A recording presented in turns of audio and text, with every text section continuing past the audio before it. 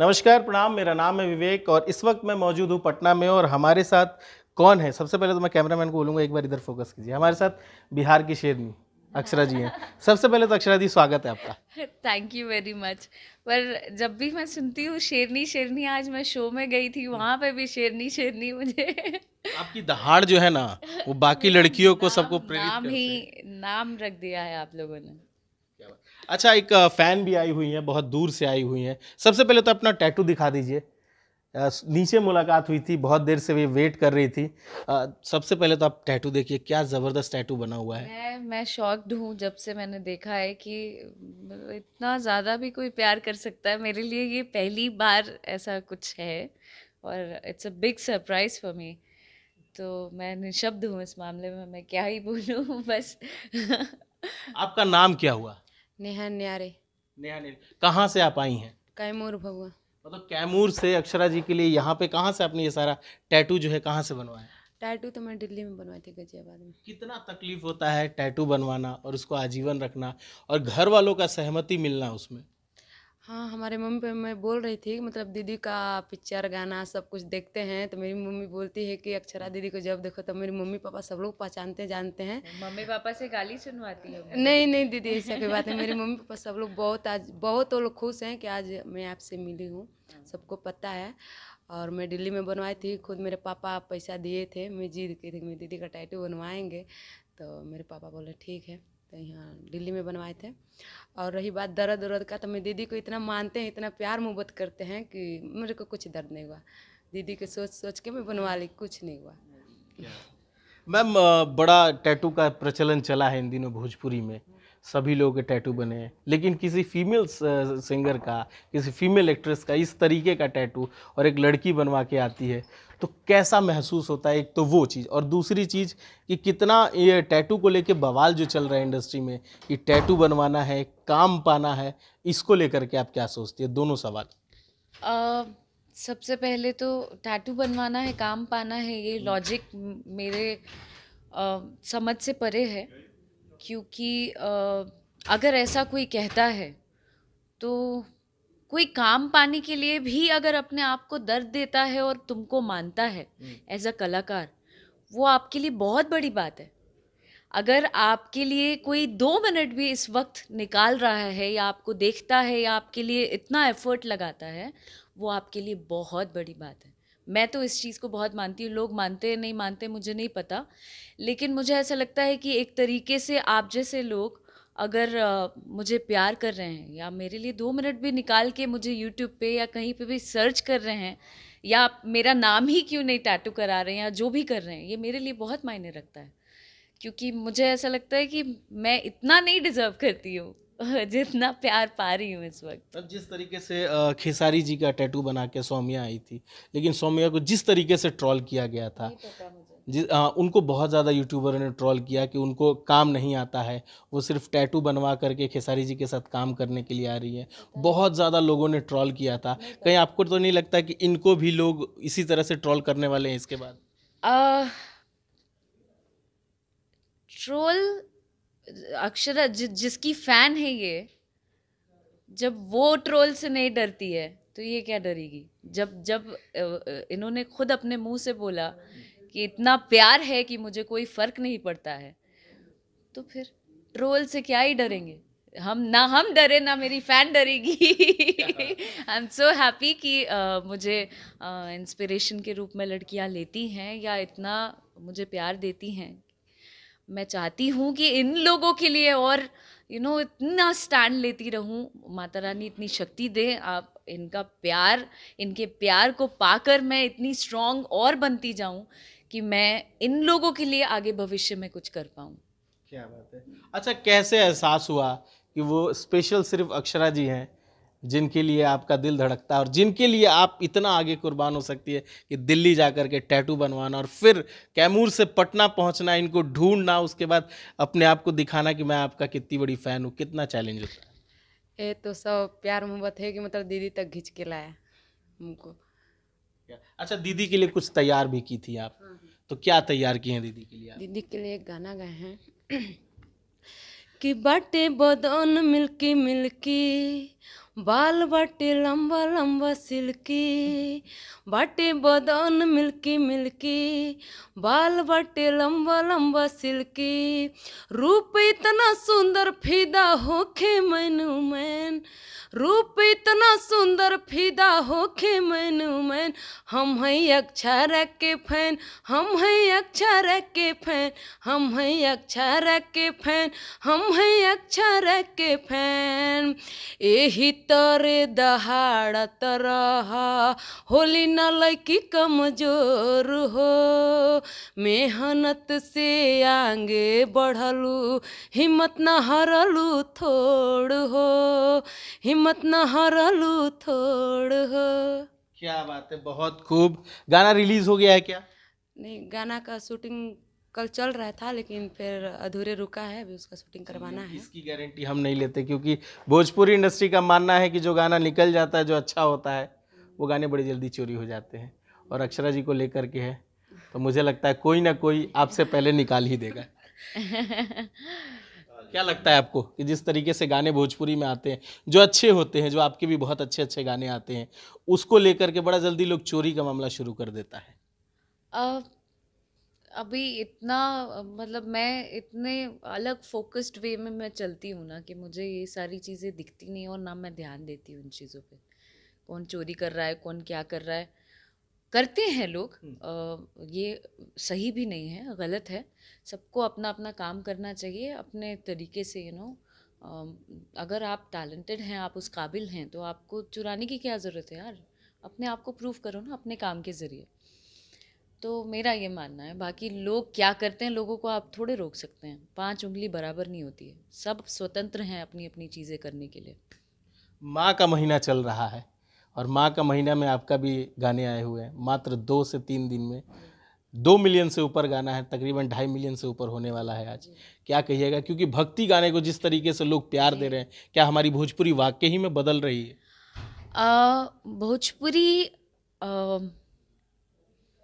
भोजपुरी में हम जैसे कलाकार भी हैं, और भी बहुत सारे कलाकार ऐसे हैं जो भोजपुरी का सोच के, भोजपुरी की इज्जत, उनकी गरिमा, अपने संस्कारों को, अपनी मिट्टी को, सबको याद करके चलते हैं। और भी कलाकार हैं जो ऐसे गाने लाते हैं जो सिर्फ और सिर्फ माँ के ऊपर हो, अदर चीज़ें उसमें इन्वॉल्व्ड ना हो कि अरे कोई कुछ गा रहा है, कोई कुछ गा रहा है।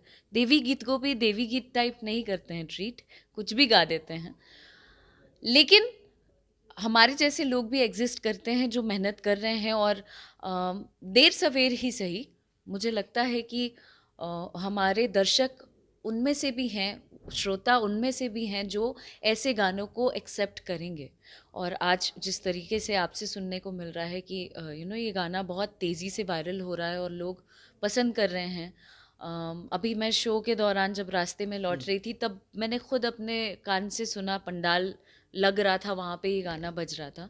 सो I was so excited and happy कि एक कलाकार होके जब आप मेहनत करते हैं और कुछ अच्छी चीज़ परोसते हैं दर्शकों को एंटरटेन करने के लिए, और इस तरीके का रिस्पांस आता है, जहाँ कहा जाता है कि भाई देवी गीत या ऐसे तरह के गाने नहीं चलेंगे और आपका व्यूज़ नहीं आएगा, मुझे लगता है कि ये प्रमाण है। करारा जवाब है ये। हाँ, ये जवाब क्या है, ये प्रमाण है। और मैं इसी तरीके से और भी कुछ ना कुछ नया करती रहूँगी। और इस साल का बहुत बड़ा देवी गीत मेरे खुद के चैनल से भी आने वाला है, और भी बहुत सारे गाने वर्ल्ड वाइड से, सारेगामा, हम भोजपुरी से, टी सीरीज़ से, बहुत सारे बैक टू बैक गाने आने वाले हैं। तो मैं चाहती हूँ दर्शक अपना बहुत सारा प्यार दें। इस साल मैं मेरी माँ के साथ भी आ रही हूँ टी सीरीज़ चैनल से, कि मेरी मैया जैसा, मेरी मैया तू अपने जैसा मुझे माँ दिया है। ये भी एक गाना है जो माँ से माँ को अर्पित है। तो मुझे सिर्फ प्यार चाहिए दर्शकों का, और कुछ नहीं। व्यूज़ के कुछ काम व्यूज़ के लिए नहीं होते हैं, कुछ काम यहाँ के सुकून के लिए होते हैं, जो मैं कर रही हूँ। क्या बात है। अच्छा मैम, थोड़ा सा आते हैं पुरानी भोजपुरी को लेकर के। जब आप फिल्में करती थी, फिल्में चलती भी थी, हॉल में लोग देखने भी जाते थे, लेकिन एक दौर आज का है कि भोजपुरी फिल्मों का जो स्तर है धीरे धीरे कम होता जा रहा है, हॉल में लोग पहुंचते नहीं है।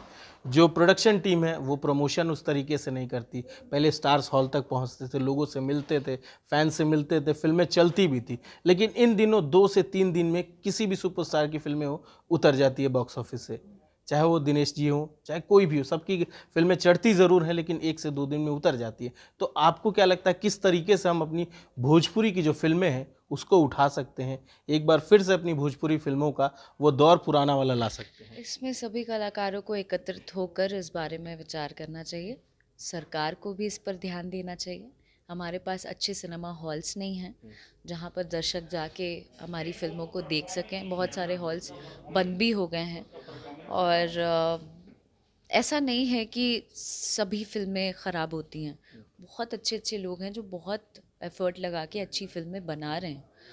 बट ये जो है थोड़ा डिजिटल मार्केटिंग की वजह से भी, डिजिटल मार्केट जब से आया है तब से भी थोड़ा सा डाउनफॉल आया है। बट चीज़ें सुधरेंगी, आई होप सो कि कब तक की उम्मीद की जाए?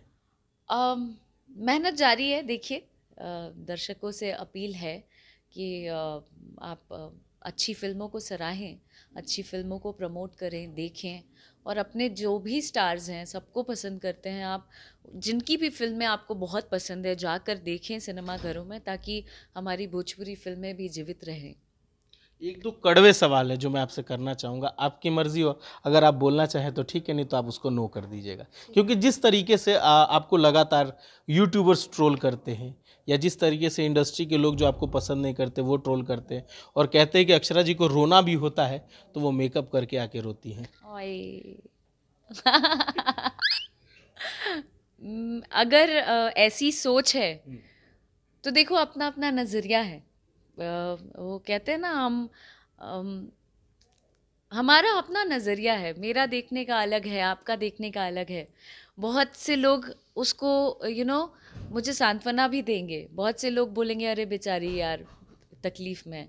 तो जब सीता मैया को नहीं छोड़ा गया तो हम तो बहुत छोटे से कलाकार हैं यार।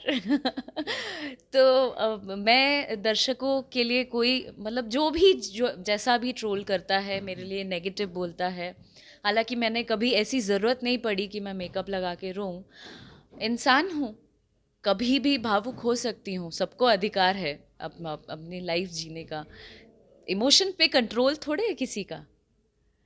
तो सबका अपना अपना नज़रिया है। मैं इस बारे में क्या ही टिप्पणी करूं, मैं उनको भी गलत नहीं बोलना चाहती।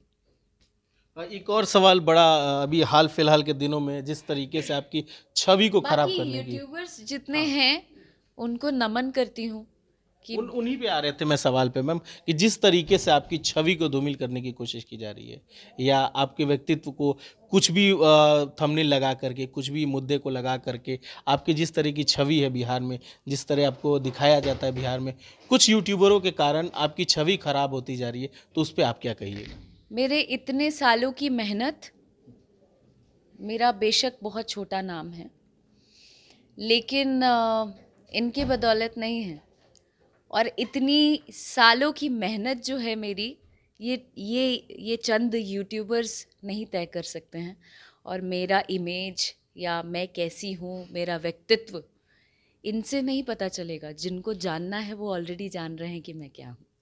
तो इनको बोलने दीजिए। ऐसे देखिए, आलोचनाएं जब तक नहीं होंगी पता कैसे चलेगा कि अक्षरा सिंह भी कोई एक शख्सियत है। तो आलोचनाएं उतनी ही होनी चाहिए। I take it in a very positive way. लोग थक जाएंगे, मैं बता रही हूँ, मेरी सोच इतनी पॉजिटिव है ना, मैं हर चीज़ों को इस तरीके से लेती हूँ कि कितना भी कुछ हो जाए मैं उसको अपने ऊपर हावी नहीं होने देती। तो वो भौंकते रह जाएंगे, बोलते रह जाएंगे बेचारे, उनको मैं सांत्वना मैं देती हूँ उनको कि यार कुछ तो करो।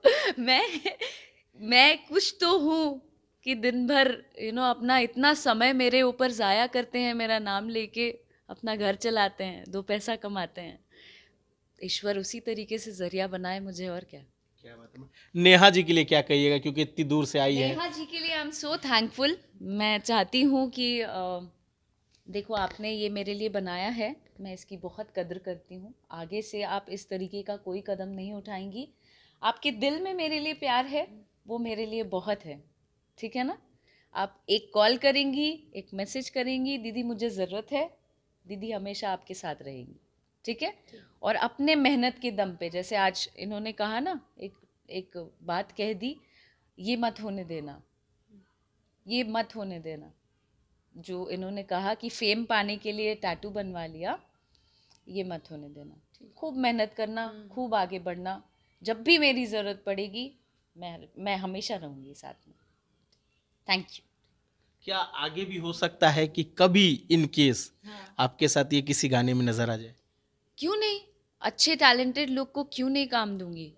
अब मैं तो जितने यहाँ के आम कलाकार भी हैं जो आगे बढ़ना चाहते हैं, मैं सामने से पहल करूँगी और मैं सबके लिए, मेरा दरवाज़ा खुला है। बिल्कुल बोलें मुझे, I am just a call away, एक ईमेल छोड़ें कि मुझे ज़रूरत है, मुझे आपके चैनल द्वारा या आपके हेल्प से मुझे गाना मिल जाए या मैं कुछ अच्छा करना चाहता हूँ, तो जो डिज़र्व करते हैं, जो टैलेंटेड हैं, उनकी ज़रूर मदद करूँगी, हमेशा खड़ी रहूँगी। मेरे साथ तो कोई नहीं था, लेकिन मैं ज़रूर रहूँगी। क्या बात है। और वो तमाम दर्शक जो फैंस हैं आपके, जो रात दिन आपके लिए इंतज़ार करते, उनके लिए क्या कहिएगा? जो भी दर्शक हैं, मैं उनसे बहुत प्यार करती हूँ और मैं इस चीज़ की बहुत आभारी हूँ कि आप भी मुझसे उतना ही प्यार करते हैं जितना मैं करती हूँ, और आपकी वजह से ही मैं बन पाई हूँ जो भी थोड़ा बहुत बन पाई हूँ।